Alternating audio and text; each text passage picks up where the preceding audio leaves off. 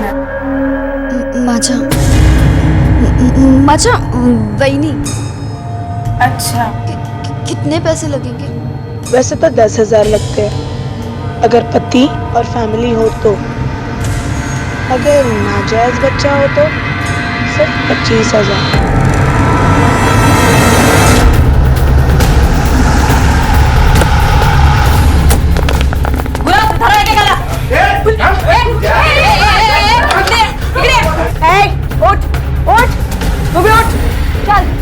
Illegal abortion का धंधा चलता ना यहाँ पे।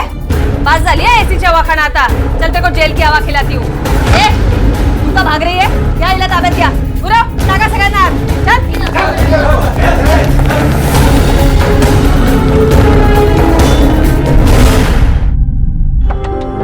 विरिंदे, अगं विरिंदे,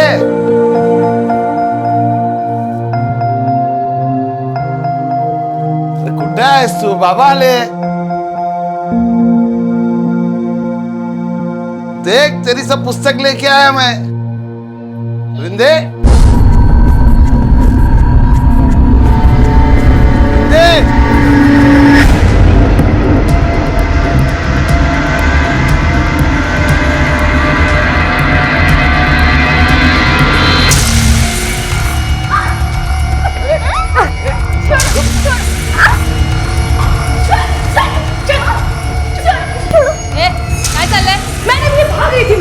हाथ क्यों नहीं दिला?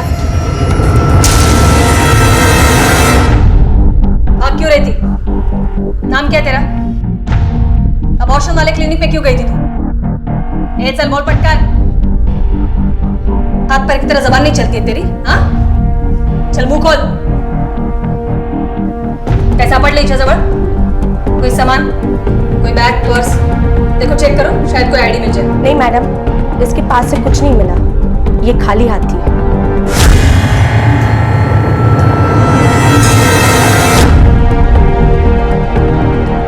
ये खून कैसे लगा? बोलो फटाफट। खाकर बोलोगी या बिना खाए? चल बोल।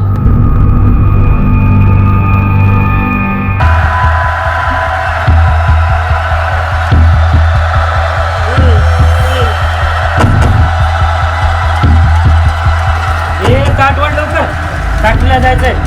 ये बनसोड़, आलास? हाँ बोल। तेरे को पता है विरिंदा किधर गई? तेरे को मालूम नहीं करे? तू जाता है 15-20 दिन को ट्रक चलाने को। तेरे पीछे तेरी लड़की भिंगरी जैसी। राव दे, मैं काय को मेरा मुंह खराब करूँ? ये बनसोड़े, आवर हाँ, अपने से प्यार आवर। तेरे को मदद नहीं करने का तो मत कर। और मेरी बेटी के बारे में कुछ भी गलत सलत सुन के लेगा नहीं मैं। कैसा सुनेगा? तेरे को मालूम है क्या क्या क्या बोलते लोग? घर पे होएगा तो मालूम पड़ेगा ना। जा जा जा, पोरगी संभाल पहले, जा चल।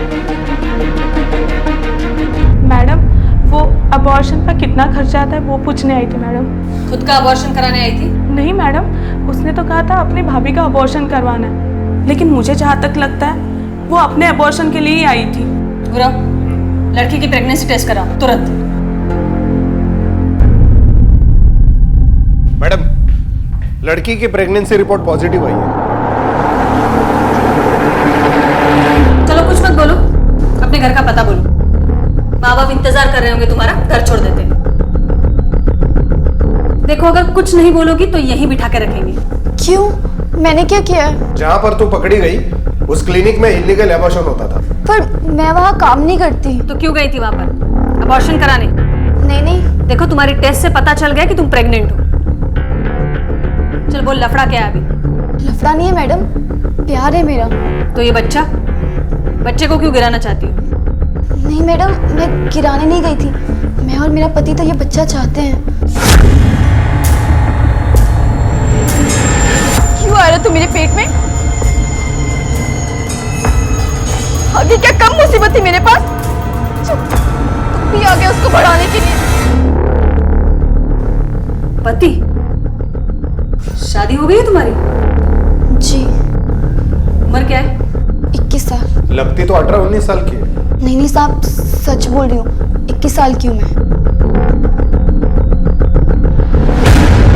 और ये खून तेरे कपड़ों पे कैसे लगा? चल बोला भी। वो मैडम, मेरी तबीयत खराब थी ना, तो मेरा पति खाना बना रहा उंगली कट गई उसकी, उसी का खून लगा है। चल ठीक है, फोन लगा, पति को बात करा। फोन नंबर याद नहीं है। घर, मोहल्ला, गली नंबर कुछ तो याद होगा, या मैं मेरे तरीके से याद दिलाऊं? याद है, राज पाटिल नाम है इनका, नाग थाने में रहते हैं, मकान नंबर 65।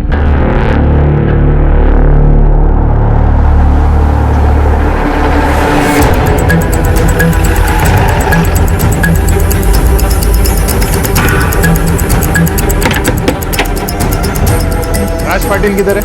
राज पाटिल इथे आम्ही राहतो साहेब, और रमाने सरनेम है हमारा। वो साहब, मैं सचिन रमानी और ये मेरी बाइक को कुसुम रमानी।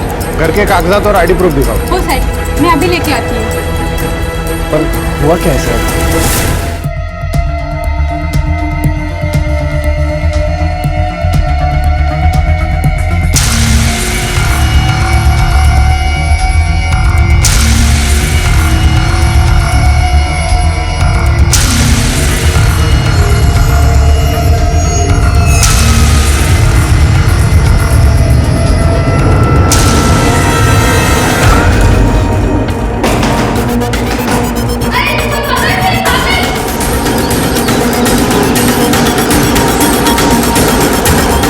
फिर से भागी तुम, इसका मतलब है जरूर कोई गलत काम किया होगा। नहीं मैडम। चल बोल, ये बच्चे का बाप कौन है, और ये तेरे कपड़ों पे खून के निशान कहां से आए? देख, तू पेट से इसलिए बहुत नरमी से पेश आ रही हूं मैं। अब बोल दे, वरना मैं भूल जाऊंगी तू पेट से। अब बोलेगी या फिर? बताती हूँ मैडम, मैं सब बताती हूँ। मेरा नाम राधिका है, कोल्हापुर से हूँ मैं।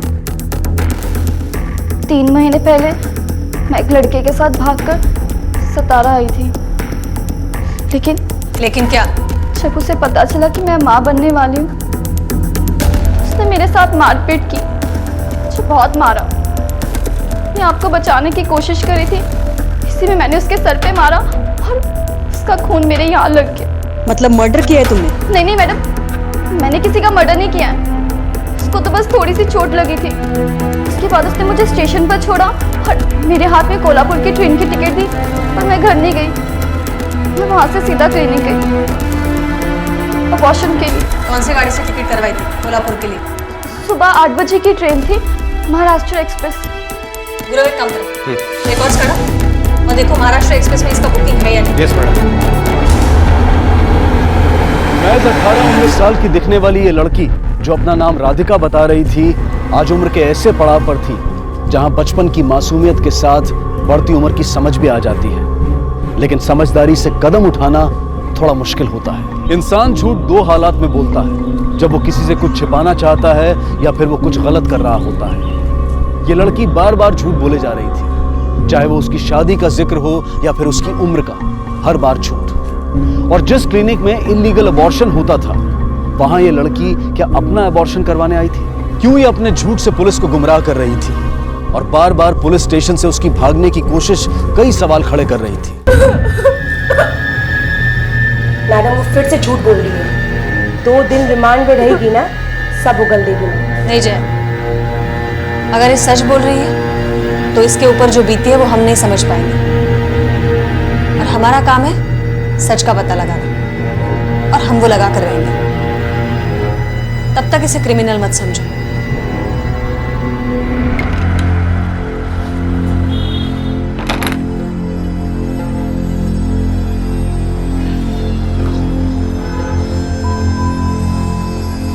हे देवा, कुठे शोधू या पोरीला, कुठे शोधू? राधिका, ये तुम इस दलदल में फंसी कैसे? तुम्हारे साथ कब से ये सब हो रहा है, तो तुमने पुलिस में कंप्लेंट क्यों नहीं लिखवाई? आई हमेशा कहती थी कि तू खूब पढ़ना, खूब नाम कमाना, क्योंकि यहाँ पर गरीब और मजबूर लोगों का फायदा उठाने वाले बहुत लोग हैं। मैं भी वही करना चाहती थी। आई के जाने के बाद मैं हमेशा केदारेश्वर मंदिर में जाया करती थी, वही मिली थी वो मुझे, हल्का मौशी। काय झाला? क्यों रो रही है? बोल। मेरी आई का देहांत हो गया। उनकी बहुत याद आती है। देवा, तू रो मत, हाँ? रोने से कुछ नहीं होगा, समझना, मैं तेरी आई हूँ। अच्छा एक बात बता, तो यहाँ मंदिर में रोज आती है? मैं भी अब रोज आया करूँगी। मैं तेरी मासी, मतलब माँ जैसी, हाँ? तू रो मत।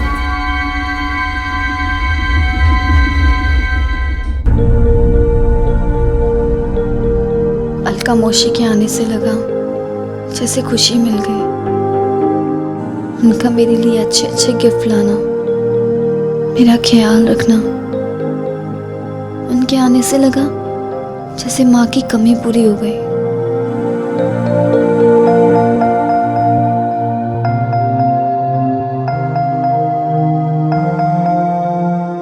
तेरे बाबा 15-15 दिवस बाहर रहते हैं, तुझे कंटाला आता होगा ना? हाँ। तो एक काम कर, तू मेरे साथ पंचगनी चलेगी? कब जाना है? मैं बताऊंगी ना तुझे। ठीक है। वृंदा, वृंदा, वृंदा तुझे क्या हुआ? तू रो क्यों रही है? ये सब किसने किया? मौसी, जब हम लॉन्च के बाहर गए थे तो कमरे में एक आदमी आया था और उसने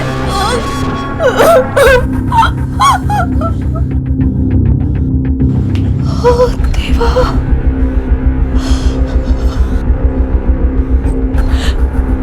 वृंदा, तू चुप हो जा और चल पुलिस में चलते हैं। नहीं, नहीं वृंदा, पुलिस के पास जाएंगे तो तेरे बाबा को सब कुछ पता चल जाएगा। नहीं, और लोगों को भी पता चल जाएगा कि तेरे साथ क्या हुआ, तो जीते जी मर जाएंगे बेटा। नहीं, क्या करें? नहीं, हम पुलिस स्टेशन नहीं जाएंगे, हम घर चलते।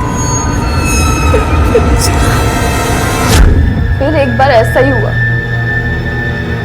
मैं मौसी पर भरोसा करती रही। अपने स्कूल और हॉस्टल में एडमिशन कराने के लिए मुझे एक कॉर्पोरेटर के पास ले गए। काश मैं आई का सबक याद रखती और अलका मौसी पे भरोसा नहीं करती। लेकिन जब तुम्हें पता चला कि ये अलका मौसी तुम्हारे साथ ये सब कर रही है, तो तब पुलिस में क्यों नहीं आई तुम? मैं जाना चाहती थी पुलिस के पास, मैं जाने वाली थी, पर अलका मौसी ने मुझे धमकी दी। उसने कहा अगर मैं पुलिस के पास गई तो वो मेरा गंदे वाला वीडियो सबको दिखा देगी। इसलिए मैं डर गई और मैं नहीं गई। 3 सालों से तुम्हारे साथ इतना सब कुछ हो रहा था, तुम्हारे घर वालों को भनक तक नहीं हुई? बाबा 15 दिनों में एक बार आते थे, उनको कभी कुछ पता नहीं चला। वृंदा, क्या हुआ बेटा? तबीयत तो बढ़िया है ना तुझी? क्या था सांग? मैं तेरे लिए अच्छा वाला खाना बनाता हूँ, हाँ? फिर खाना खा के मेरे बच्चे के मुंह पे हंसी आएगी, है कि नहीं? हाँ? राधिका, तुम रहती कहाँ हो? मैंने पूछा कहाँ रहती हो तुम?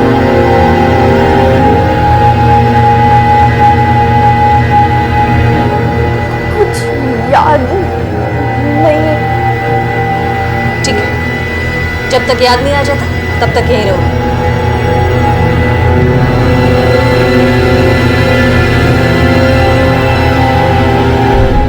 मैडम, इस लड़की को किसी भी रेपिस्ट का नाम पता नहीं, और जितने भी लोग हैं सब बड़े पोस्ट वाले लोग हैं, तहसीलदार, कॉर्पोरेटर, सरपंच। गुरव, हमारी वर्दी पोस्ट नहीं देखती है।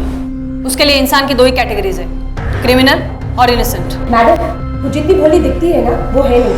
आप बस ऑर्डर दीजिए, मैं उसे ठीक कर दूंगी। नहीं जया, एक काम करो, केदारेश्वर मंदिर भेजो किसी को ये लड़की की तस्वीर लेकर। ये मौसी भांजी का मेल मिलाप इसी मंदिर में होता है। इस लड़की का सच इसी मंदिर के आसपास होना चाहिए।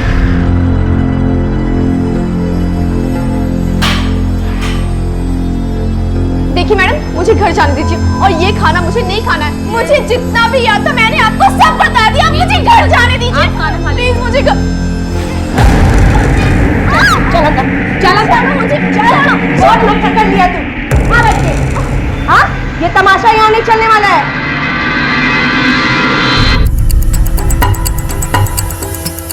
धर्मपुरी पुलिस स्टेशन में इस लड़की की मिसिंग कंप्लेंट दर्ज हुई है।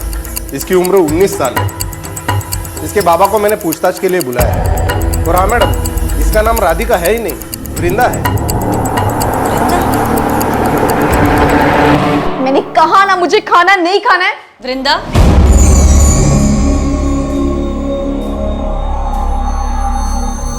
आपको मेरा नाम कैसे पता चला? धर्मपुरी में रहती हो ना? तुम्हारे बाबा को बुलाया है, शायद याददाश्त वापस आ जाएगी बाबा से मिलके। बाबा को क्यों बुलाया आपने? मैं आपके आगे हाथ जोड़ती हूँ, प्लीज मेरे बाबा को कुछ मत बताइएगा प्लीज। क्यों? ये बाबा से इतना क्यों डरती हो तुम? क्या हुआ है?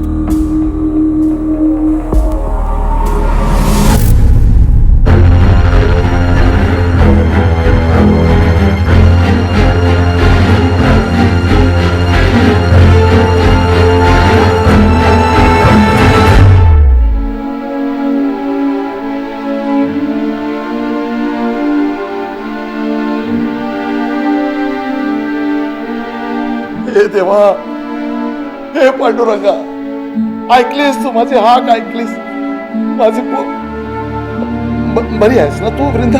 हाँ? तू यहाँ पुलिस थाने में क्या कर रही? मैं बताती हूँ।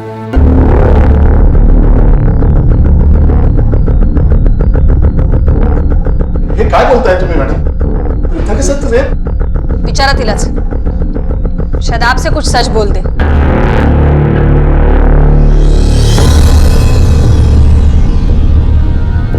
वृंदा, काय ऐकतोय मी? क्या हुआ है तेरे साथ? क्यों नहीं बोलती सास तू? हाँ? और तू 3 महीने से ये देवा। पापा, मैंने मैडम से झूठ बोला था, मेरा कोई रेप नहीं हुआ। पापा, मैं आपको बताना नहीं चाहती थी कि मैं पेट से हूँ। पता नहीं, पता कौन है वो? बोलना कौन है जिसने तेरी जिंदगी खराब की? कौन सा पोर है? बोल। गोविंद का लड़का राजू, जिसके तो तू स्कूल में पढ़ती थी। सावित्री का लड़का अखिल, हमेशा तेरे को नजर गड़ा के देखता था। 2-3 बार छेड़ा था ना तेरे को उसने? बोल, अरे बोल ना।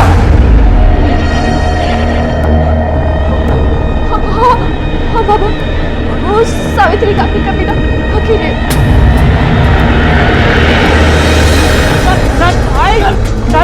ऐका तरी साहेब, ऐका तरी साहेब, कमी हो गया होगा साहेब। स्टेशन लाइन साहिब छोड़ो ना मेरे बेटे को। साहिब, आशिकी का बुखार चढ़ा ना तुझ पे? हाँ? ये वृंदा का बाप 15-20 दिन घर से बाहर रहता था, पता था तुझे? किस चीज का फायदा उठाया तूने? बोल बोल। नहीं मैडम, हम सिर्फ पड़ोसी हैं। मैंने तो उसे हाथ तक नहीं लगाया। हाँ, बस उसे देखता था।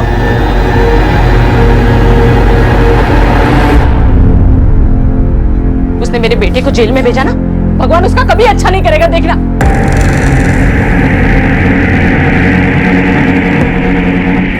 काला करके और मेरे बेटे को जेल में भेज दिया तूने। ये इसने क्या किया? पुलिस उसका पता लगा रही है। अगर मेरे बेटे को कुछ हुआ ना तो मैं छोड़ूंगी नहीं। खबरदार चल मल, तू चल। मैं छोड़ूंगी नहीं तुझे। हाँ जा जा।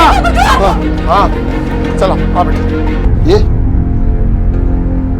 बस इतना।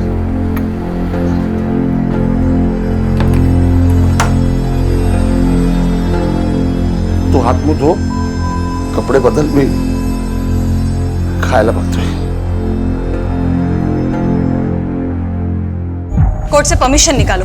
और एक बात, ये वृंदा की प्रीनेटल डीएनए पैटर्निटी टेस्ट करवाओ, उससे तो पता चल ही जाएगा बच्चा अखिल का है या नहीं। Yes madam.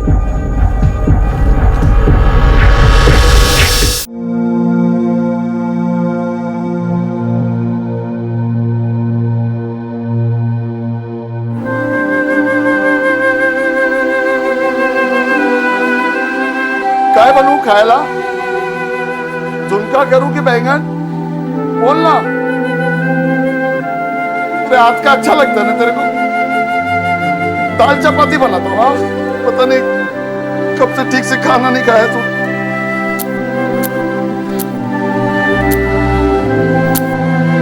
पापा,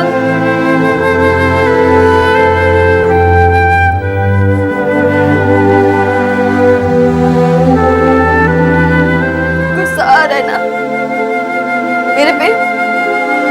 गुस्सा तो है, बेटी है तू मेरी। मेरे पे गुस्सा आ रहा है ना? ठीक है, हाँ मुझे मारो, मारो। गुस्सा गुस्सा आला हो, मैं कभी तेरे को गुस्से में आग बड़ी करके भी नहीं देखा। फिर आज अपने कलेजे के टुकड़े को कैसे चोट पहुंचा सकता हूं?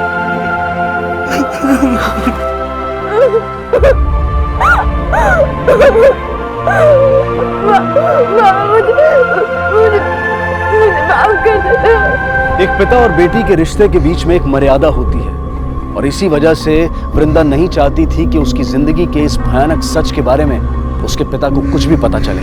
लेकिन ऐसा हो चुका था। उसके पिता ये जान चुके थे कि वृंदा बिन ब्याही मां बनने वाली है और उसके साथ कुछ गलत हुआ है। ये जानकर वो टूट गए थे और यही सोच रहे थे कि काश ये एक बुरा सपना हो। दूसरी तरफ पुलिस फिर से वृंदा द्वारा दिए गए बयान और सुनाई गई कहानियों का सच जानने में जुटी थी। 1 महीने से ज्यादा बीत चुका था। अब पुलिस को बेसब्री से इंतजार था वृंदा के प्रीनेटल डीएनए पैटर्निटी टेस्ट की रिपोर्ट का। मैडम वृंदा केस का डीएनए रिपोर्ट आ चुका है। क्या शो कर रहा है? बच्चे का डीएनए अखिल से मैच नहीं हुआ।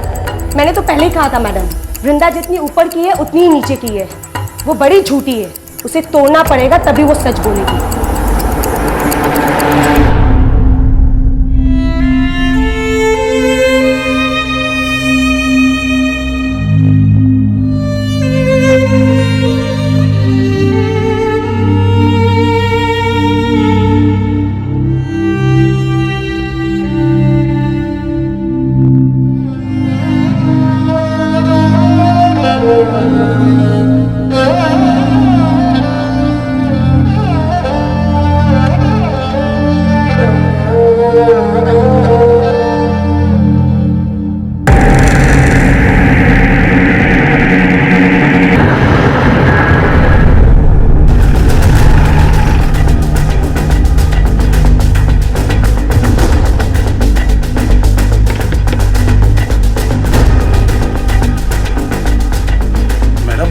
वृंदा को बुलाइए।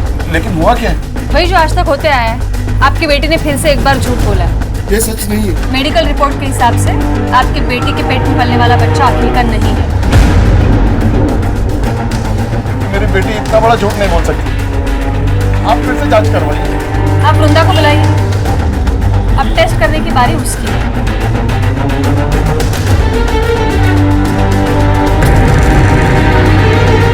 मैडम वृंदा तो नहीं है, रात को तो घर पे ही थी। वृंदा के बारे में पता कराओ। ज्यादा दूर नहीं गई होगी, यहीं आसपास होगी।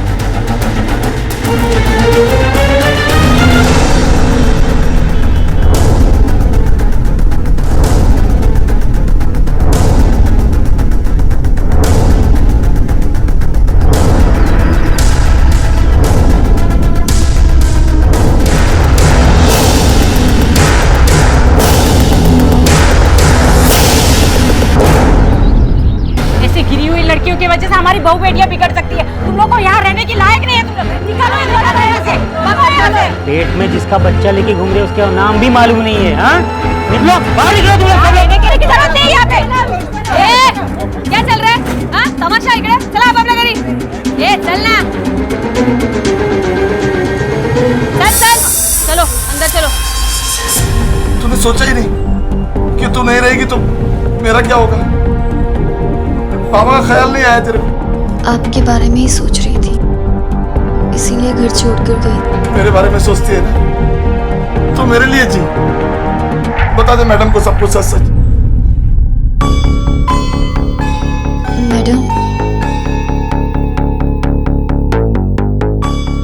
मैंने जो आपको पहले बताया था वही सच था।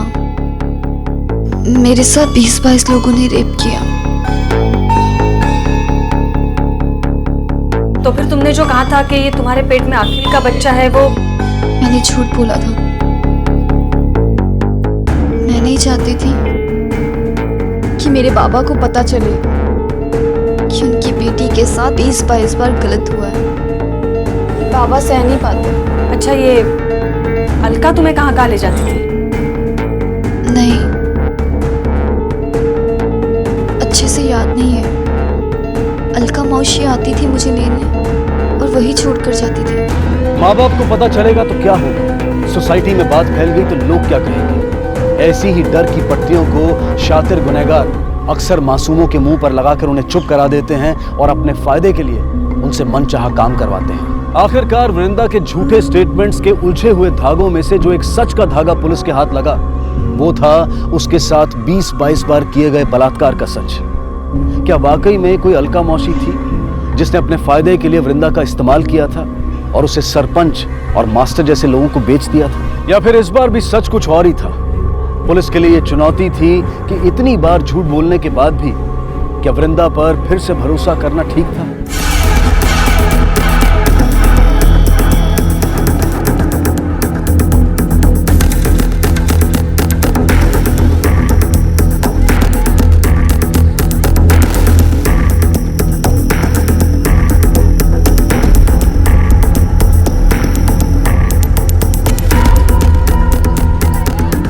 तो कहीं देखा आपने? जी हाँ, मैंने इसे 1-2 बार देखा है मंदिर में आते हुए। एक लड़की से बात कर रही थी। ये लड़की है वो? जी हाँ, यही है। ये वृंदा ने पहली बार वाकई हमसे सच कहा है और उसका यही सच हमें रेपिस्ट के गले तक पहुंचा सकता है। मुर्गी कितनी निर्लज है ना, काय बोलूं, कहाँ मुंह काला किया होगा पता नहीं, तो भी मुंह उठा के चलती है वो। बाप भी तो वैसे ही होगा ना, 15-15 दिन बाहर रहता है, कहाँ मुंह मारा होगा पता नहीं उसने। इसको और इसके बेटी को ना जहर खा के मरना चाहिए।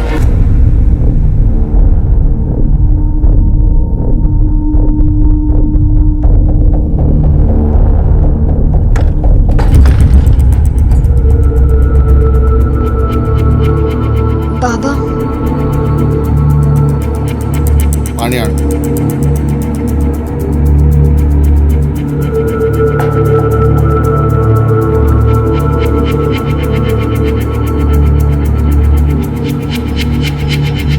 बाबा पानी। क्या है ये मेरे आने वाले बच्चे के लिए था। बच्चे को नए कपड़े नहीं पहनाते ना, तो मैंने अपने पुराने कपड़े निकाले हैं जो आपने संभाल कर रखे थे। बाला, सब बेड़ापना करो ना कुछ। मेरी बात मान, गिरा दे इसको। दूसरों की गलती की सजा मैं अपने बच्चे को क्यों दूं? सागा ना, जो बच्चा भी इस दुनिया में आया भी नहीं है, आप उसे गिराने की बात कर रहे हैं। मैं अपने बच्चे को जन्म दूं। क्यों? क्यों उसको जन्म देके अपनी तकलीफ को बढ़ाना चाहती? चल मेरे साथ अस्पताल में चल। छोड़ो मुझे। ना मैं कुछ करूंगी और ना ही आपको करने दूंगी, और ना ही किसी को अपने बच्चे को चोट पहुंचाने दूंगी।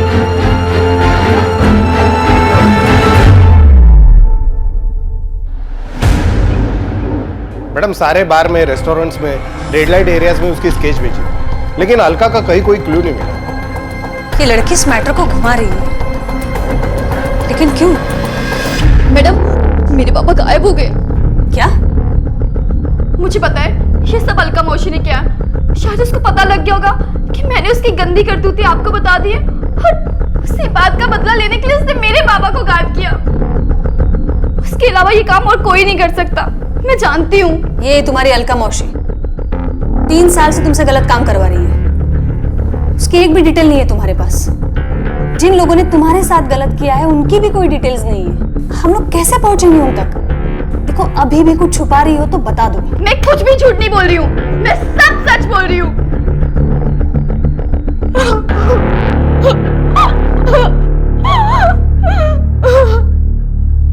मैडम, मी सगळीकडे इन्क्वायरी केली, सखा जाधव के बारे में किसी को कुछ भी पता नहीं।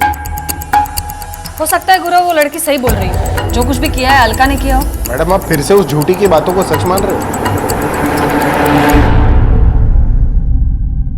देखो तुम्हारे साथ जो कुछ भी हुआ है वो गलत हुआ है, लेकिन तुम थोड़ा याद करने की कोशिश करो। जितना क्लियर तुम हमें बताओगे उतना जल्दी हम उन दरिंदों को पकड़ पाएंगे। अच्छा ठीक है, ये उस जगह जाने में कितना समय लगता था? 3 घंटे शायद। वहाँ एक गांव था जहाँ सरपंच जी का घर था। सरपंच जी ही बगा मुलगी। पर 3 घंटे लगे थे। वहाँ मास्टर जी मिले थे। फिर 2 घंटे लगे थे। वहाँ कोई तहसीलदार थे। क्या साहेब, बस इतना ही? जितनी कौली पोरगी उतना जास्ती पैसा। गुरु एक काम करा, ये सातारा से 2-4 घंटे पर जितने भी गांव हैं, उस गांव से सारे तहसीलदार, सरपंच, मास्टर, नेता, ये टाइप के लोगों की फोटो और डिटेल्स निकालो। मैडम आपको लगता है ये सब सच होगा? गुरु अगर ये लड़की सच बोल रही है ना, तो ऐसी कई लड़कियां होंगी इस दलदल में। और उन्हें बचाने के लिए व्हाइट कलर की सफेदी भी चेक करनी पड़ी ना, तो भी मैं करूँ।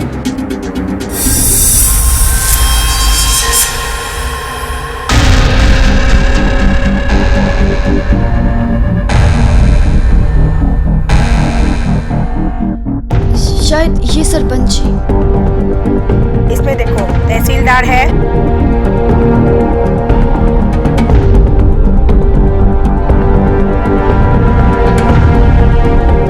मैडम ये हर बार शायद बोल रही है, ऐसे में उन लोगों की पूछताछ करना ठीक होगा? इस लड़की को पहचानते आप? कौन है? इस लड़की का रेप हुआ है और जिन लोगों ने रेप किया है उनमें से एक आप है, ऐसा इसका कहना है। मैडम आप यहाँ तक आके ऐसी बातें करके मेरा नाम खराब करने की कोशिश कर रही है। आप लोग जरा भी दिमाग नहीं लगाते ना, बस ऐसे ही चले आते हैं। इस लड़की का तो पता नहीं, लेकिन दोबारा अगर मेरे ऊपर आरोप लगाया तो आप पर ही हरेसमेंट के केस ठोक दूंगा। कैसी बात कर रहे हैं sir? Sir I am a teacher, हम बहुत इज्जतदार लोग हैं। सर मैंने अपनी पत्नी को छोड़ के किसी भी महिला को हाथ तक नहीं लगाया। बुरा एक काम करा, सबके कॉल डिटेल्स निकालो और देखो कोई ऐसा एक नंबर है जो सबसे कनेक्टेड है। Yes madam. ये अलका ने सबको 1-2 बार तो पक्का फोन किया होगा। मैडम एक लेडी आई है, उसे वृंदा के बारे में कुछ बात करनी है। बुलाओ। Okay ma'am. मैडम मैं वृंदा की पड़ोसी हूँ। जब उसका बाबा गायब हुआ उससे एक रात पहले उसके घर से काफी आवाज आ रही थी। सखा वृंदा से बच्चा गिराने की बात कर रहा था। चल मेरे साथ अस्पताल में चल। छोड़ो मुझे, ना मैं कुछ करूंगी और ना ही आपको करने दूंगी, और ना ही किसी को अपने बच्चे को चोट पहुंचाने दूंगी। मैडम मुझे तो लगता है इसमें कहीं ना कहीं वृंदा का ही हाथ है। मैडम मेरी आई भी नहीं है, सिर्फ बाबा है। मैं अपने बाबा के साथ बुरा कैसे कर सकती हूँ? कर सकती हूँ, क्योंकि अब लाइफ में तुम्हारे कोई नया आने वाला है और वो है तुम्हारा बच्चा। अब तक तो अबॉर्शन करने वाली थी और अब ये बच्चा रखने की बात क्यों? दूसरों के गलत काम की सजा मैं अपने बच्चे को दूं? हेलो मैडम उन सब लोगों के कॉल रिकॉर्ड में एक कॉमन नंबर मिला है, पुणे का कोई गजानन शिर्के नाम का। ठीक है।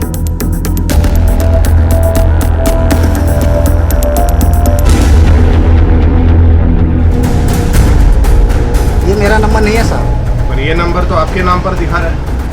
तुमने अपने डॉक्यूमेंट्स किसी से शेयर किए थे? हाँ साहब, अपना कोई करीबी हुआ तो उसे अपने डॉक्यूमेंट में सिम कार्ड दे देता हूँ। इलीगल है ये। स्केच दिखाओ। क्या इसको सिम दिलाने के लिए भी अपने डॉक्यूमेंट्स दिए थे? मैडम ये तो अलका था ही, तो बाजू वाली गली में रहती है, बहुत अच्छी औरत है। उनका एक NGO भी चलता है जो सबका भला करता है। Thank you.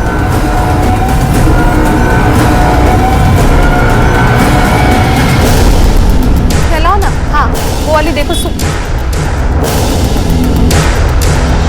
लोगों में से अलका कौन है? मैं हूँ अलका। काय झालं मैडम? हो मैडम, सातारा के केदारेश्वर मंदिर में मिली मैं उससे।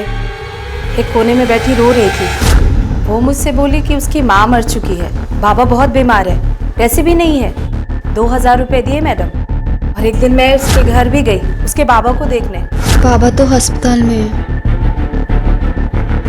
पर आस पड़ोस वालों ने बोला कि उसके बाबा तो बिल्कुल ठीक है, बीमार ही नहीं है। झूठ बोली वो मुझसे।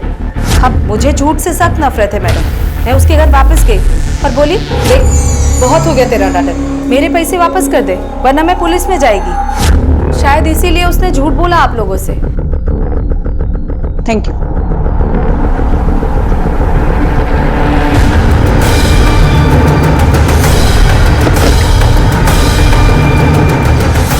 फोन करता हूँ। Hello, police station. बोल, बता। सच सच बता, तेरे को किसने भेजा था? बता, किसने भेजा था तेरे को? बता। बोलता हूँ मैं साहब, बताता हूँ। हाँ, बोल। अलका मोहसिन भेजा साहब, वृंदा और उसके बच्चे को मार देंगे। मैं कुछ नहीं करी। आप मैडम मेरी बात तो सुनो। वो लड़की एक नंबर की झूठी है मैडम। वो सब कुछ झूठ बताया उसने मेरे बारे में। मैंने कुछ नहीं किया मैडम।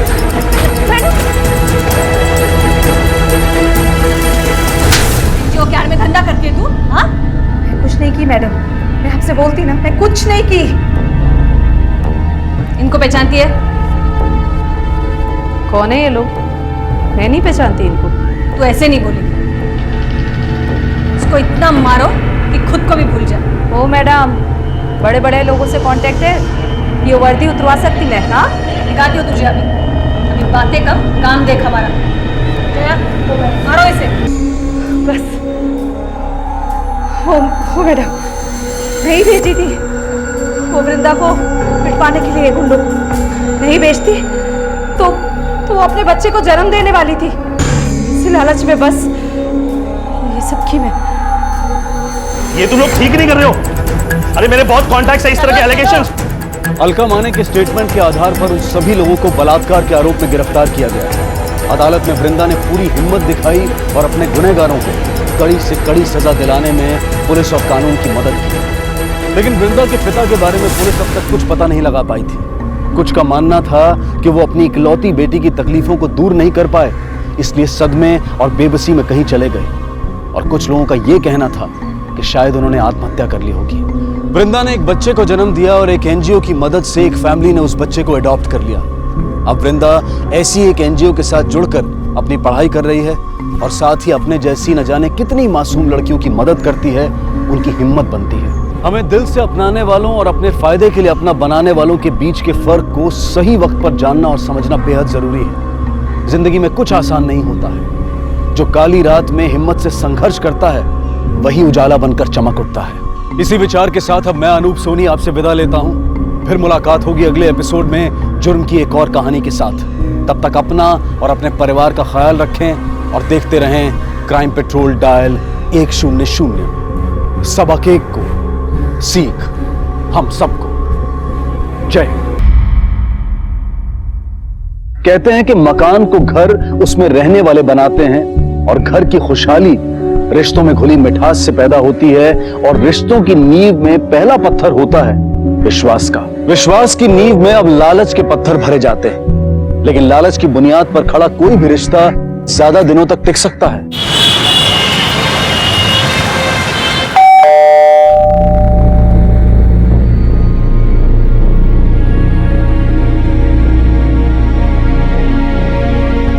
क्या हुआ तुम्हें?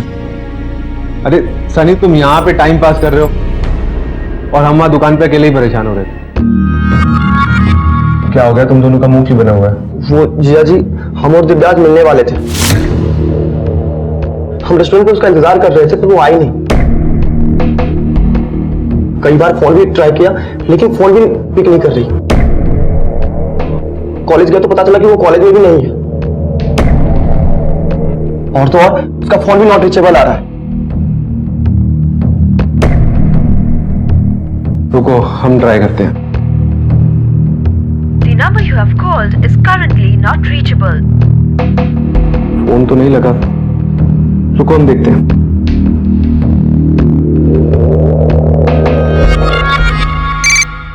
हाँ प्रशांत भैया। सोनू, दिव्या कॉलेज में गई थी क्या? हाँ भैया, कॉलेज ही गई थी। हम खुद ही गए थे उनके पीछे गेट तक, और जब वो चली गई अंदर तब हम वहां से लौटे थे भैया।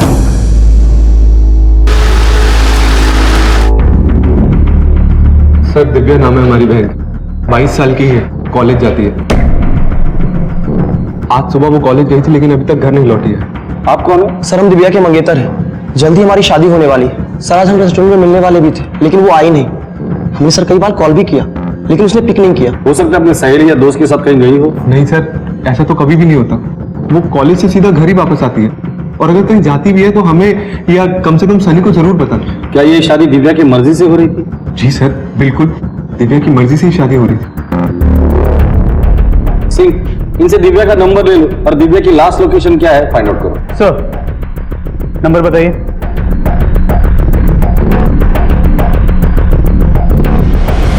सर, दिव्या की लास्ट लोकेशन चारबाग में ट्रेस हुई।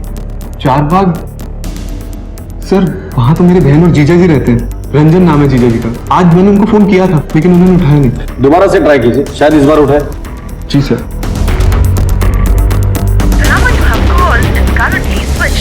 सर उनका फोन स्विच ऑफ आ रहा है। रंजन के घर चल, शायद दिव्या वहीं मिल जाए हमें।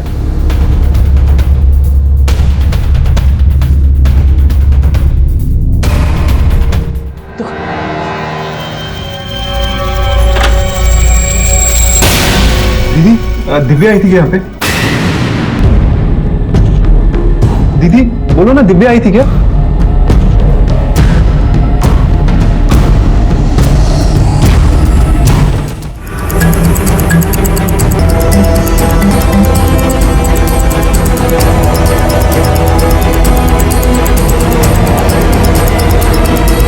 हम मुन्ने की थेरेपी के लिए डॉक्टर के पास गए थे। वापस आके देखा तो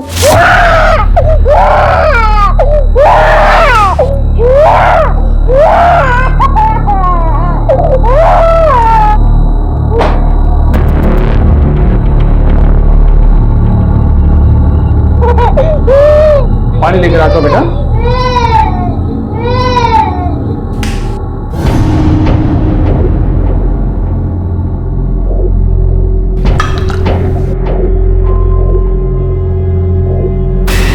अचानक मेरी नजर बाथरूम में पड़ी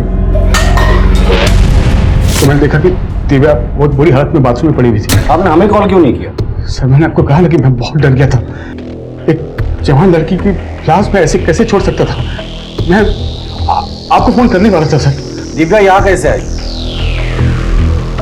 सर दिव्या यहाँ आती जाती रहती थी। हमारे 2 बच्चे मिसकैरेज होने के बाद जब हमें तीसरे बच्चे की उम्मीद जागी तो डॉक्टर ने कहा कि प्रेगनेंसी क्रिटिकल है, तो दिव्या रश्मि की देखभाल करने के लिए यहाँ आती जाती रहती थी सर।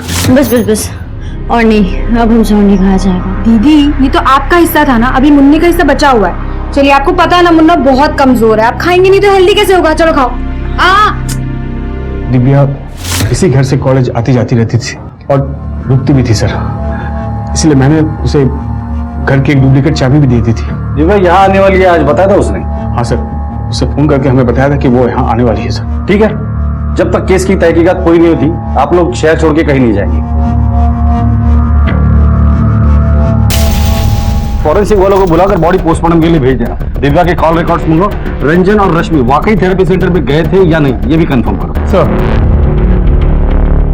प्रशांत, दिव्या कैसे?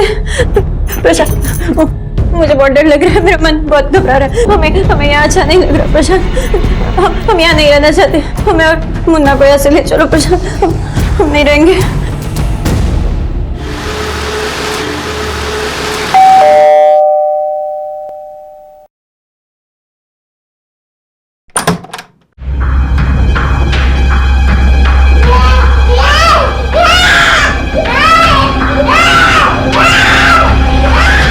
आपको हमारी रत्ती भर परवाह नहीं है तो ना सही, कम से कम अपने बच्चे के बारे में तो सोचा होता।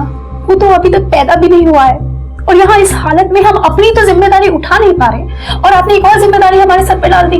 तुम कहना क्या चाहती हो? आपको पता है ना कि दीदी मुन्ना को लेकर कितना परेशान रहती है। इस वजह से दिन पर दिन उनका मानसिक संतुलन बिगड़ता जा रहा है। और माँ जी को तो ना परिवार की कोई चिंता है और ना ही दुनियादारी की। तो बचा कौन है इस घर में?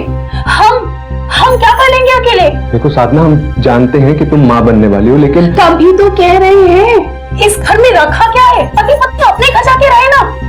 देखो साधना, हम समझ सकते हैं पर तुम भी समझने की कोशिश करो। रंजन जीजा जी बीच बीच में आते जाते रहेंगे और इस वक्त हम उनकी मदद नहीं करेंगे तो फिर कौन करेगा? और कुछ ही दिनों की तो बात है। आज अगर दिव्या हमारे साथ होती तो ऐसा कोई मसला ही नहीं होता।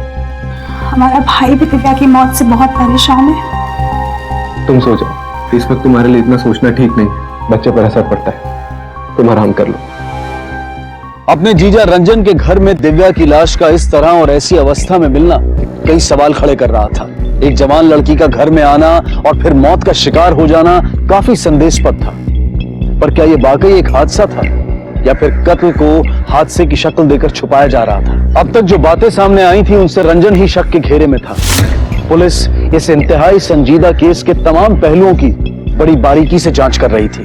सर, दिव्या के कॉल रिकॉर्ड से पता चला है कि उसके और रंजन के बीच कुछ ज्यादा ही बातें हुआ करती थी। इनफैक्ट उसका आखिरी कॉल भी रंजन को ही था। और उसका मंगेतर क्या नाम था उसका? सनी। दिव्या की सनी के साथ भी बात होती थी, लेकिन रंजन के मुकाबले काफी कम। जीजा और साली का एंगल थोड़ा पेचीदा लगता है। सर, कहीं जीजा साली एंगल में कोई राज तो नहीं जिसकी वजह से दिव्या की जान गई हो? हमें आप लोगों से कुछ पूछना है। जी सर, बोलिए। आपके घर में कौन कौन रहता है? हम, हमारी वाइफ साधना और दिव्या भी हमारे साथ ही रहती थी। और वो? सॉरी सर, मैं भूल गया, हमारी माँ है। हमारी माँ भी हमारे साथ ही रहती हैं और जीजा जी भी आते जाते रहते हैं। रंजन जी, आप अपनी साली के साथ फोन पे बहुत बातें किया करते थे, कोई खास वजह? अपनों से बात करने के लिए किसी वजह की जरूरत थोड़ी ना होती है सर। घर के बड़े हैं हम, बातें सभी से होती है हमारी। आप चाहे तो चेक कर सकते हैं। रश्मि, तुम्हारी बहन दिव्या तुम लोगों के साथ काफी वक्त बिताती थी, लगभग रोज मिलते थे। इसके बावजूद आपके पति और आपके बहन के बीच काफी बातें होती थी फोन पर। आपको कोई आपत्ति नहीं इस बात पर? सर, जब हमारी शादी हुई थी तब दिव्या सिर्फ 14 साल की थी। रंजन उसे अपनी बेटी की तरह मानते हैं, तो अगर वो उससे फोन करते भी थे तो हमें क्या आपत्ति हो सकती है? साधना जी, आपको इस बारे में कुछ कहना है? सर, हम क्या कहें? दिव्या की शादी हमारे भाई सनी से होने वाली थी। हम तो दोनों परिवारों के लिए परेशान हैं।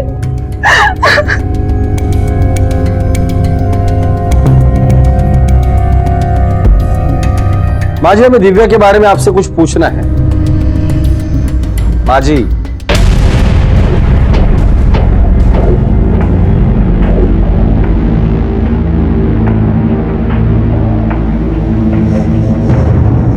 फैमिली बड़ी अजीब सी है। माँ को अपनी बेटी के मरने का गम नहीं, और भाभी इतनी इमोशनल है जैसे ननद नहीं बहन मरी। और ये रंजन, या तो ये बहुत ही मासूम है या तो बहुत ही चालाक। इस फैमिली की पूरी हिस्ट्री निकाल, खासकर इस रंजन की। ये जितना ऊपर है उतना ही नीचे है। सर, इनकी माँ का होना ना होना एक ही बराबर है। ना तो वो कहीं आती जाती है और ना ही उन्हें परिवार और बच्चों से कोई मतलब है। बड़ी ही अजीब किस्म की औरत है। और उस दिन तो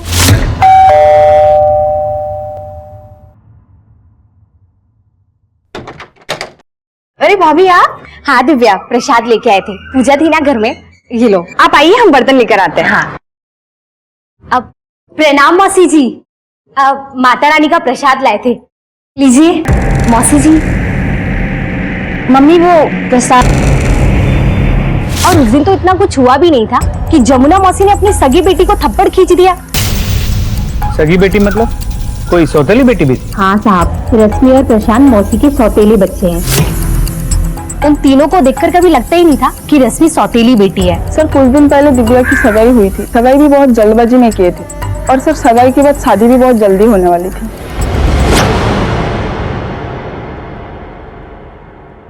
सर, पास पड़ोस के लोगों से पूछताछ की। प्रशांत के पिता ओम प्रकाश ने अपनी पहली बीवी गायत्री के मरने के बाद उसी की छोटी बहन जमुना से शादी की, या ये कह सकते कि जबरदस्ती कराई गई है। इसलिए जमुना इस शादी से नाखुश थी, इसलिए उसने अपना सारा समय पूजा पाठ में लगा दिया। ना किसी से मिलती है, ना किसी से बात करती है, कुछ नहीं। इनफैक्ट कोई उससे बात करे तो भी उसे गुस्सा आ जाता है। मुझे नहीं लगता जमुना का इस सब से कोई कनेक्शन होगा।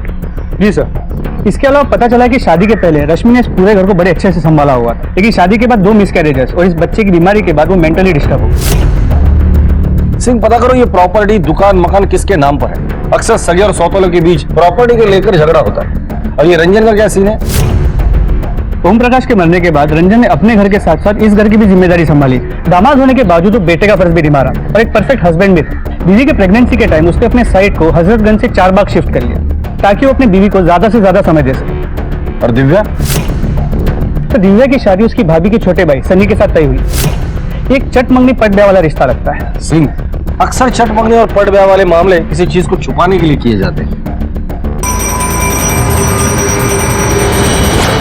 सर, दिव्या की पोस्टमार्टम रिपोर्ट, इसके मुताबिक 20 तारीख की दोपहर 4 और 4:30 के बीच दिव्या की मौत हुई, सर पे चोट लगने की वजह से। बॉडी पर कोई सेक्सुअल असॉल्ट या मारपीट के निशान? नहीं सर, बॉडी पे कोई हाथापाई या सेक्सुअल असॉल्ट के कोई निशान नहीं।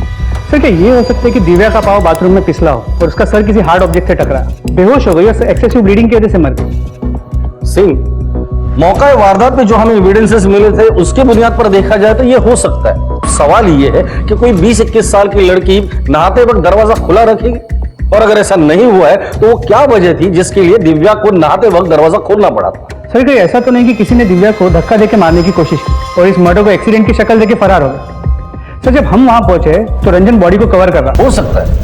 रश्मि ने हमें बताया कि जब ये हादसा हुआ था तब वो और रंजन बच्चे को लेकर डॉक्टर के पास गए थे। इस बात को वेरीफाई करो। जब ये हादसा हुआ था तब ये सारे लोग कहाँ थे और इनकी मोबाइल लोकेशन क्या थी वो भी पता करो। सर अपना प्लान तो फेल हो गया, क्या होगा?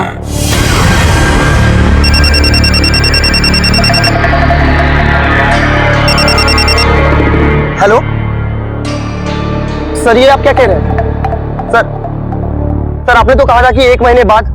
सर इतना सारा पैसा मैं अचानक से कहां से कर पाऊंगा सर? सर थोड़ा वक्त तो दीजिए सर, मेरी परेशानियों को समझिए सर। हेलो सर, बात तो सुनिए सर। हेलो जी हाँ, रंजन जी और रश्मि जी आए थे अपने बच्चे को लेकर कल और लगभग 3 घंटे तक वो यहीं थे। पूरे परिवार की हादसे के वक्त की मोबाइल लोकेशन चेक की, किसी की भी लोकेशन उस एरिया की नहीं। रश्मि और रंजन की मोबाइल लोकेशन उस एरिया की थी जहां वो बच्चे को थेरेपी के लिए ले गए। मैंने डॉक्टर से वेरीफाई किया। ये सनी और दिव्या की शादी जल्दबाजी में हो रही थी, दोनों के बीच कोई लव वाला एंगल था? तो इन्वेस्टिगेशन में ऐसी कोई बात सामने नहीं है। सबका कहना है कि ये चेक मंगनी पट ब्याह वाला मामला है।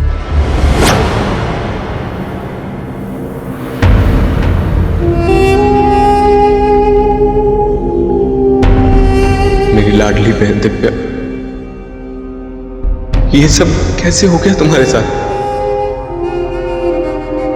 क्या क्या सपने सजाए थे तुम्हारे लिए? सर हम पहली बार दिव्या से दीदी की शादी में मिले, हमें वो पसंद आ गई थी। हमने दीदी से सारी बातें शेयर करी। दीदी ने दिव्या से बात भी किया लेकिन उसने मना कर दिया। हम बिल्कुल भी निराश नहीं हुए सर, लेकिन हमें मालूम था कि वो शहर में पली बड़ी है और हमारे साथ शादी करके वो गाँव नहीं जाएगी।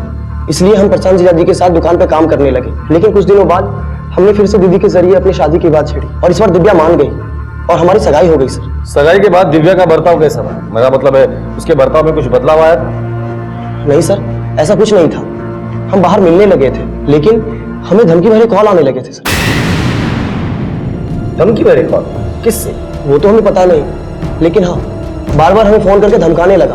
बोलता था कि दिव्या से दूर रहे, शादी मत कर उससे, वो सिर्फ हमारी है। और तो और सर एक बार हमारा एक्सीडेंट भी हुआ था बाइक से।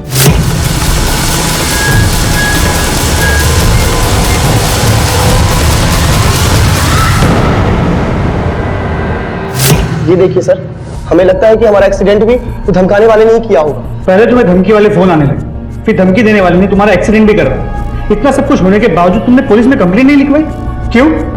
सर हम इन पचों में नहीं पड़ना चाहते थे। हमें तो पता है सर कि जो भी सुंदर दिखती है उन लड़कियों के 10 आशिक होते हैं, और हमें किस बात का डर था?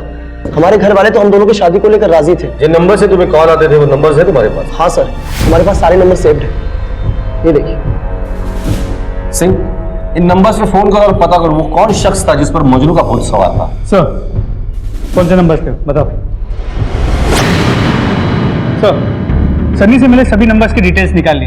ये सभी नंबर्स किसी ना किसी पीसीओ के, लेकिन एक ऐसा पीसीओ है जहां से ज्यादा कॉल्स किए गए। लोकेशन? साहब नंबर यहाँ का आता है, काल भी यहीं का होगा।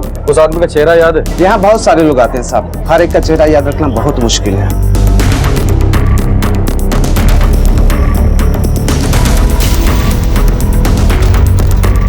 आपकी दुकान के बाहर जो सीसीटीवी है 10 तारीख का 4:17 का मुझे फुटेज चाहिए। ठीक है सर, मिल जाएगा। फॉरवर्ड करो थोड़ा। हाँ बस। इस आदमी को जानते हो? हाँ साहब, इसे पहचानता हूँ। ये अक्सर यहाँ आता रहता है। ये सब जनता कॉलेज में पढ़ता है। जनता कॉलेज? जी साहब। फिर इसी कॉलेज में तो दिव्या भी पढ़ती थी।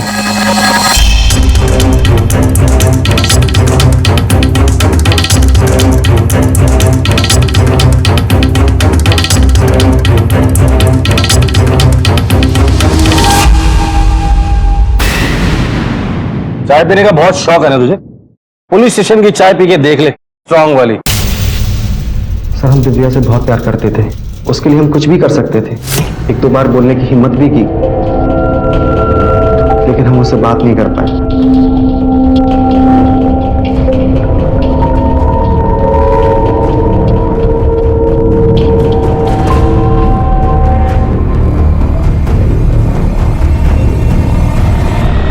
फिर तूने सनी को फोन करके दिव्या से शादी ना करने की धमकी दी। जब वो नहीं माना तो तूने उसका एक्सीडेंट करके उसे मारने की कोशिश की। क्या करता सर, बहुत समझाया उसे, उसने हमारी बात नहीं मानी। सर हम दिव्या को किसी और के साथ नहीं देख सकते।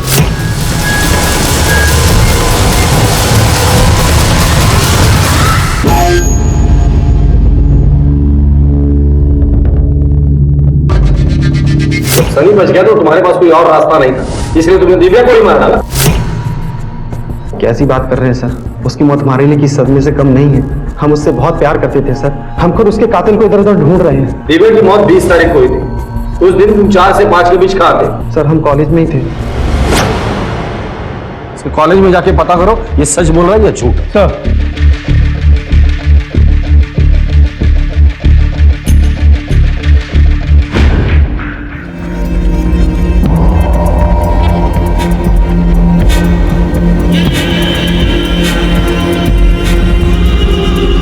मुन्ना, रश्मि, रश्मि, मुन्ना कहाँ है? रश्मि, रश्मि मुन्ना कहाँ है? कौन? क्या? अरे मुन्ना कहाँ है? मुन्ना नहीं दिख रहा, कहाँ है मुन्ना? मुन्ना? मुन्ना, साधना। सर मैंने अच्छे से क्रॉस चेक किया, दिव्या की मौत के वक्त आदित्य कॉलेज में ही था, लेकिन उसके दोस्तों से बात करके और उसके कॉल रिकॉर्ड कंफर्म हुआ है वो पूरा दिन कैंटीन में था। सिंह, एक बात मुझे खटक रही है। इस आदित्य ने सनी को धमकी दी, उसका एक्सीडेंट भी करवाया, लेकिन इस सनी ने उफ तक नहीं किया। अब ये सनी इतना जिगर वाला भी नहीं और ना ही इतना सीधा कि इन सारी धमकियों को इग्नोर करके वो दिव्या के साथ शादी करने के बारे में सोचे। इस सनी की कुंडली निकालो। सर साधना, साधना, अरे मुन्ना नहीं दिख रहा, कहाँ है मुन्ना? कहाँ चला गया? मुझे नहीं पता, मैं तो बाहर गई थी। आप रुकिए, मैं माँ जी से पूछो, जल्दी जल्दी पूछो तो। माँ जी, माँ जी, माँ जी आपने मुन्ने को देखा? माँ जी मैं आपसे पूछ रही हूँ। हाँ क्या, कहाँ है मुन्ना? पता नहीं कहाँ गया। क्या?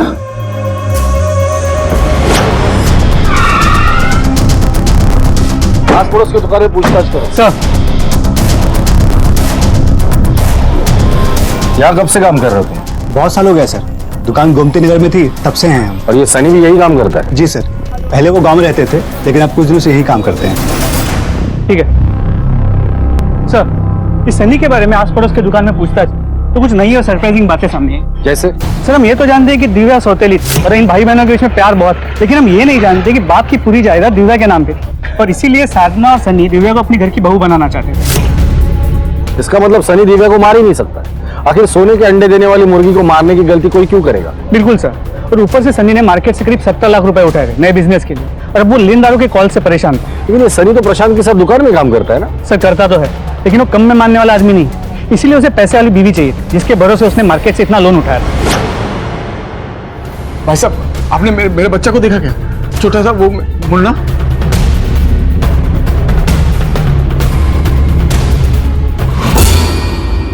सर मेरा बच्चा नहीं मिल रहा सर। बैठो। सर मेरा बच्चा नहीं मिल रहा सर, मैंने उसको बहुत ढूंढा लेकिन कहीं नहीं मिला। देखिए मैं बहुत परेशान हूँ, देखिए इसका फोटो। बच्चे को आखिरी बार कब देखा था? सर आखिरी बार जब हम लोग जब थेरेपी करके प्रसाद के घर लौटे तो बच्चा घर पर ही था। फिर मुझे कुछ काम से कंस्ट्रक्शन साइट जाना पड़ा, फिर खाना खाने जब आया तो घर पर नहीं था सर। बच्चा जब गुम हुआ था तो घर पर और कौन कौन था? सर उस वक्त घर पर रश्मि और माँ जी थी, और बाद में साधना बाहर से आई थी।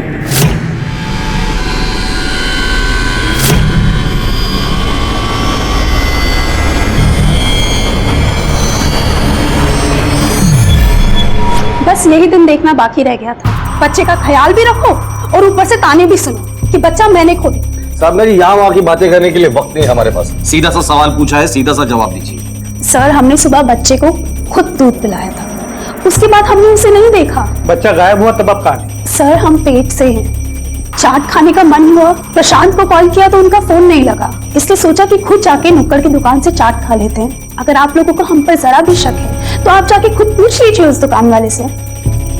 माँ जी जब बच्चा गायब हुआ था आप कहाँ थी?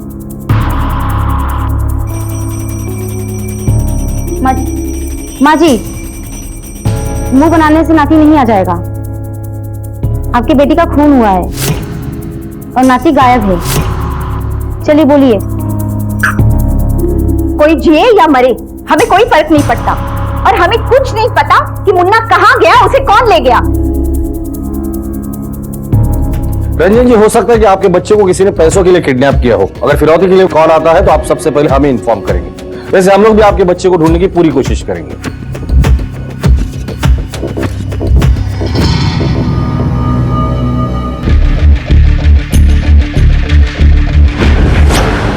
चाट वाले से कंफर्म किया, जब बच्चा गायब हुआ साधना उसी के दुकान पे।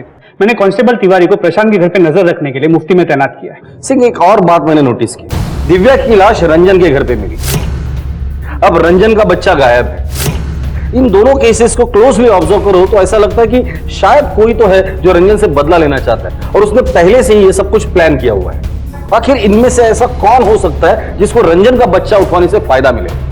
साधना, प्रशांत, जमुना, सनी, रश्मि या खुद रंजन? सर, अगर ये किडनैपिंग रैंसम के लिए हुई तो सबसे पहला शक सनी पे जाता है, क्योंकि पैसों की सबसे ज्यादा जरूरत इसी को है और दिव्या की मौत से सबसे बड़ा नुकसान इसी का हुआ। हो सकता है अपने 70 लाख का कर्ज चुकाने के लिए इसने ये किडनैपिंग की। रंजन को अभी तक रैंसम के लिए कॉल नहीं आया।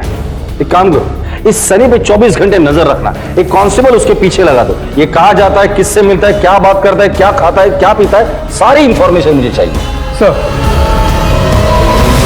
एक ही परिवार में पहले एक जवान लड़की दिव्या की मौत हुई, वो भी अपनी ही बहन के घर में, और फिर उसी बहन रश्मि का बच्चा भी गायब हो गया।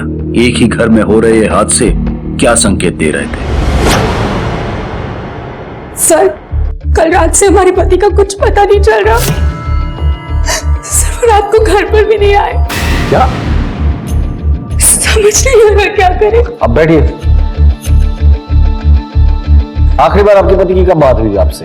सर, कल सुबह घर से नाश्ता करके दुकान के लिए निकले थे, रात को वापस घर नहीं आए। मैंने बहुत इंतजार किया सर। उनका फोन क्यों नहीं लग रहा? सोचा कि एक बार सोनू को दुकान पे फोन करके पूछ लेती हूँ, पर सोनू ने बोला कि सोनू, इतनी रात हो गई है, तुम्हारे भैया घर नहीं आए। भैया तो आज आए नहीं थे। ठीक है, आप जाइए, हम ढूंढने की कोशिश करें। सही, हमारे पति का फोटो।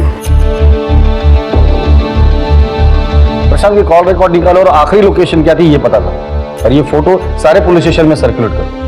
सर, प्रशांत की मोबाइल लोकेशन हिस्ट्री चेक की, उसका फोन आखिरी बार उसके घर के पास ही एक्टिव था। सर, मेरे बेटे का कुछ पता चला सर? पहले आपकी साली दिव्या की मौत हुई, फिर आपका बेटा गायब हुआ, और अब आपका साला प्रशांत गायब है। उसके बारे में आपने कुछ भी नहीं पूछा हमें। सर, मैं अपने बेटे को ढूंढने में लगा हुआ हूँ। हाँ, मुझे पता चला कि प्रशांत भी गायब है, और सर प्रशांत को ढूंढना तो आप लोगों का काम है। रंजन साहब, हमारा काम क्या है हमें अच्छी तरह पता है। अब जाइए, हम ढूंढ लेंगे उसे। जाइए।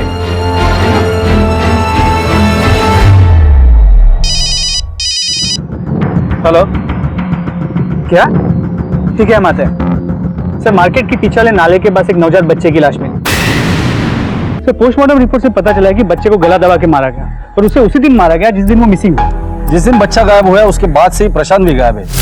ये ऐसा तो नहीं कि बच्चे को मारने के बाद ये छूमंतर हो गया। सर, आप लोगों के जो मन में आता है आप लोग कह देते हैं। सर, आपको तो पता है कि हमारे पति खुद दीदी और मुन्ना को हमारे घर लेकर आए थे, तो भला वो ऐसा कैसे कर सकते? एक बार तो हमें दीदी की बहुत चिंता होती है, वो कब तक ऐसे मुन्ने की वजह से अपनी जिंदगी खराब करती रहेंगी।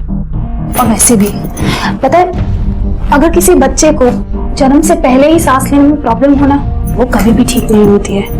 और हम क्या कह रहे थे, हमारी मौसी जी कह रही थी एक इंजेक्शन होता है जो डॉक्टर मरीजों को लगाता है और उससे उनको मौत दे दी जाती है। क्या कहते हैं उसको, मर्सी किलिंग। हाँ, अगर आगे से ऐसी बात जुबान से निकाली तो जुबान काट के हाथ में दे देंगे। और कौन सी मौसी है वो तुम्हारी? हाँ, हम भी पूछते हैं उनसे कि बच्चों के साथ, अपने बच्चों के साथ कोई ऐसा करता है क्या?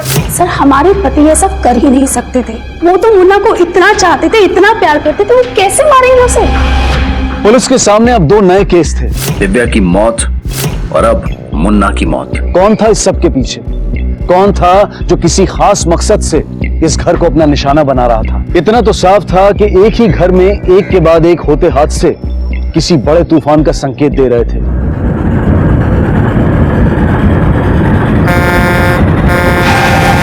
एक ही घर में 3 मौतें हो चुकी थी, दिव्या की मौत की गुत्थी ज्यों की त्यों थी, उसके बाद रंजन के बच्चे की लाश मिली और अब प्रशांत की रोड एक्सीडेंट में मौत हो गई थी। पर क्या यह वाकई में एक रोड एक्सीडेंट था या फिर इस मौत को एक्सीडेंट की आड़ में छिपाया जा रहा था?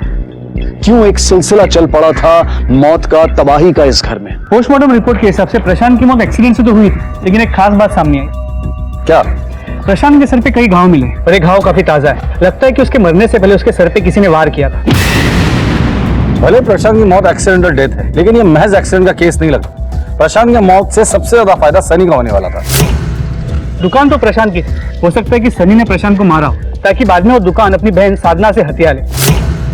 पैसों की जरूरत उसी को है, जमी जमाई दुकान भी मिल जाती और सर से सारा कर्ज भी उतर जाता। उठाकर लेकर आओ इस सनी को, हमारे स्टाइल से पूछताछ करते हैं। सर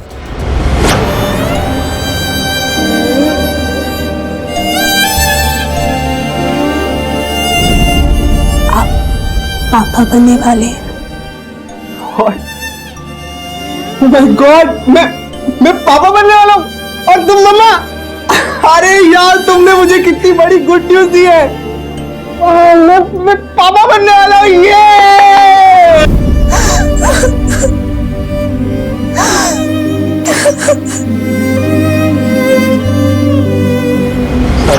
हम क्यों मारेंगे अपने जीजा को? हम तो अपने बहन से बहुत प्यार करते हैं और मारना तो बहुत दूर की बात है सर। हम कभी ऐसा सोच भी नहीं सकते। प्रशांत जीजा जी के लापता होने के बाद पूरे टाइम हम शॉप पे ही रहते हैं। फिर भी आपको भरोसा नहीं तो आप सीसीटीवी फुटेज चेक कर सकते हैं या फिर सोनू से पूछ सकते हैं सर। दुकान पे कितने घंटे रहते हो? करीब 14 घंटे। 14 घंटे। तो सनी साहब, ये सीसीटीवी फुटेज और सोनू, ये 14 घंटों का हिसाब दे सकते हैं। अब बचे 10 घंटे। 10 घंटे किसी को मारने की प्लानिंग करने के लिए काफी होते हैं। सर, बाकी के समय के लिए आप हमारे दोस्तों से पूछ सकते हैं। कुछ दिनों से हम पैसों को लेकर बहुत परेशान रहते हैं सर। सर, इस बार सनी की बात सही नहीं। सिंह, एक ही परिवार के 3 लोगों की मौत होती है। कुछ ना कुछ तो है जो हमसे छूट रहा है। एक काम करो, प्रशांत का एक्सीडेंट जिस रोड पर हुआ था वहां जितने भी सीसीटीवीज हैं, चाहे वो घर के हो, दुकान के हो, रास्ते के, सबकी फुटेज मुझे चाहिए। सर, रही बात रंजन के बेटे की, तो रंजन और रश्मि अपने बच्चे को लेकर थेरेपी सेंटर गए थे। एक बार इस थेरेपी सेंटर चलकर पता करते कि वाकई में रश्मि और रंजन वहां आए थे। जी सर, मुझे अच्छे से याद है। उस दिन रश्मि अकेले आई थी बच्चे को लेकर, और ऐसा पहली बार हुआ कि रंजन जी साथ नहीं थे। ये तो वो हमेशा साथ आते थे। क्या आप बता सकती है कि रश्मि अपने बच्चों को लेकर कितने बजे यहाँ से गई थी? 1 मिनट सर, मैं चेक कर लेती हूँ। Around 1:30 PM। इसके बाद ही मेरी एक और अपॉइंटमेंट भी थी। Thank you. सर, हमेशा तो बच्चे के साथ ही आती थी, उस दिन बच्चे के साथ नहीं थी। और मैंने पूछा तो, अरे रश्मि, तेरा मुन्ना कहाँ है? कोई जवाब नहीं दिया साहब और चली गई। प्रशांत के केस ने एक दर्दनाक खुलासा किया है। सर, आपको पता चला सर किसने मेरे बच्चे के साथ ऐसा किया? सर, रंजन जी, इस सवाल का जवाब तो आपकी बीवी रश्मि भी आपको दे सकती है। रश्मि जी, बताइए रंजन जी को कि आपके बेटे की मौत कैसे हुई और किसने मारा उसे?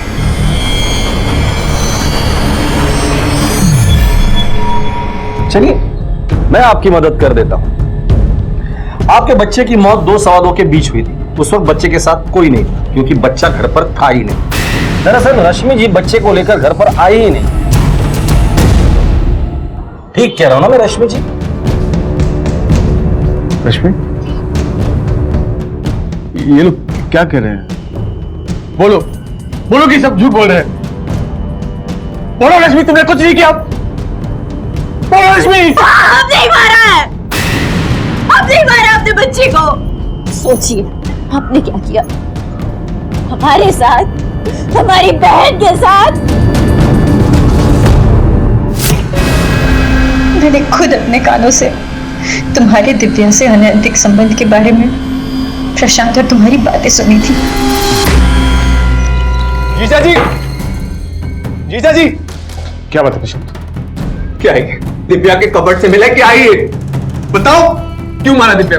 प्रेग्नेंट थी इसलिए? प्रशांत चुप, तुम्हारा दिमाग खराब हो गया क्या? मैंने दिव्या को नहीं मारा। अगर दिव्या प्रेग्नेंट होती तो पोस्टमार्टम रिपोर्ट में पता नहीं चलता क्या? तुम दुनिया को अगर बताओगे ना तो तुम्हारी दूसरी बहन का घर टूट जाएगा। सोच लो। हम वही सोच रहे थे कि पहले तो दिव्या ने सनी के साथ शादी के लिए हाँ बोल दी, लेकिन बार बार उस शादी को टालती रही। समझ ही नहीं आ रहा था हमें कि क्यों कर रही है वो ऐसा। यही जानने के लिए हमने सोनू को दिव्या के पीछे लगवाया था, ताकि हमें पता चले कि वो कहाँ जा रही है, किससे मिल रही है। जो आपने किया है ना, उसकी सजा मैं आपको जरूर दिलाऊंगा। मैं अभी पुलिस को फोन क्या बता दूं? क्या लगता है ये फोन तोड़ने से मैं पुलिस को नहीं बताऊंगा? अरे मैं प्रशांत, शांत, शांत। हम अपने बच्चे की बीमारी में इतने पागल हो गए कि आपने हमारे ही सामने, हमारे घर में, हमारी बहन के साथ, इसलिए हमने मान डाला। अपने ही हाथों से अपने बच्चे को मार डाला। मार डाला।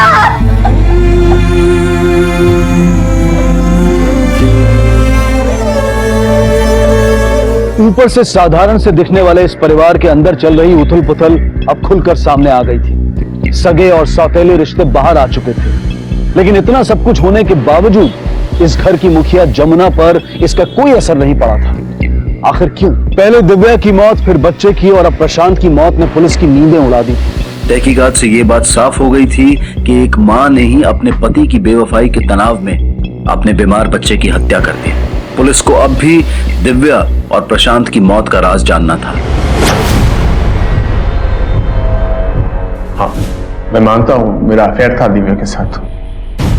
दिव्या के साथ रहने के लिए, उसके पास रहने के लिए मैंने अपनी साइट हजरतगंज से चारबाग शिफ्ट कर ली थी, क्योंकि उसका कॉलेज वहां से पास पड़ता था। मैं जाता था बाइक पे उससे मिलने के लिए। अफेयर तो रजामंदी के साथ ही होता है सर। मैंने कोई जोर जबरदस्ती नहीं की दिव्या के साथ। और आप लोग बताइए कि कानून की कौन सी किताब पे लिखा है कि अफेयर करना गुनाह है? लिखा तो नहीं है, पर रंजन साहब, कोई भी गुनाह करने के पहले आप क्या कानून की किताब पढ़ते हो फिर गुनाह करते हो क्या? मैं बताता हूं आपको कि गुनाह क्या है। प्रशांत के साथ आपने जो किया ना, वो गुनाह है। सर, प्रशांत की मौत एक एक्सीडेंटल मौत थी। सीसीटीवी फुटेज है हमारे पास। हाथ में डंडा लेकर उसके पीछे भाग रहे थे तुम।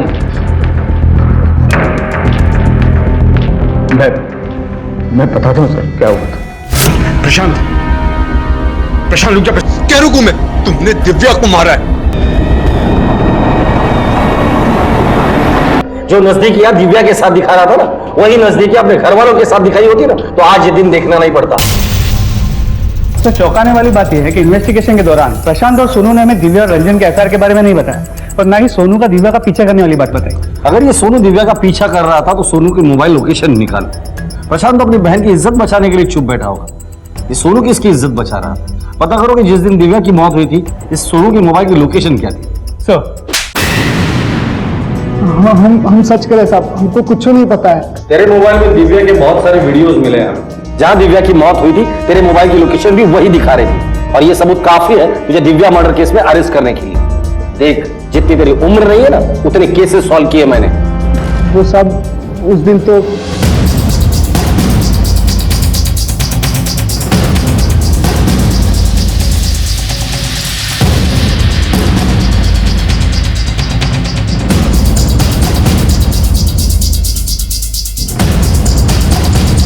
हमारा यकीन कीजिए सर, हम नहीं माने दिव्या को। तो ये बात तूने जब हम तहकीकात कर रहे थे तब क्यों नहीं बताई? अब क्या बताते सर कि हम उस दिन वहां क्या करने के लिए गए थे, और अंदर बाथरूम में क्या देख रहे थे। हम फंसना नहीं चाहते थे साहब। दिव्या की अचानक हुई मौत ने कई ढके छिपे राज बाहर फेंक दिए। रंजन और दिव्या के रिश्तों में घुली नजदीकियां इस सारे फसाद की जड़ साबित हुई। रश्मि को एहसास हुआ कि बच्चे पर ज्यादा ध्यान देने से पति हाथ से निकल गया, और उसने इसी तनाव में अपने ही बच्चे की जान ले ली ताकि पति का सुख पा सके। रंजन और प्रशांत के बीच भी यही तनाव उसकी मौत का कारण बना। रंजन और रश्मि को भी सजा हो गई, पर सबसे ज्यादा नुकसान में रही साधना। उसने अपना पति खोया और उसके बच्चे ने अपना पिता।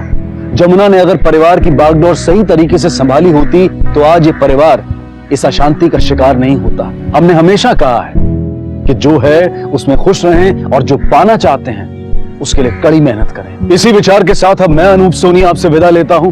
फिर मुलाकात होगी अगले एपिसोड में एक और चौंका देने वाले केस के साथ। तब तक अपना और अपने परिवार का ख्याल रखें और देखते रहें क्राइम पेट्रोल डायल 100। सबक एक को सीख हम सबको। जय हिंद। इस तरह के और भी एपिसोड देखने के लिए हमारे चैनल को सब्सक्राइब करें और बेल आइकन दबाना ना भूलें।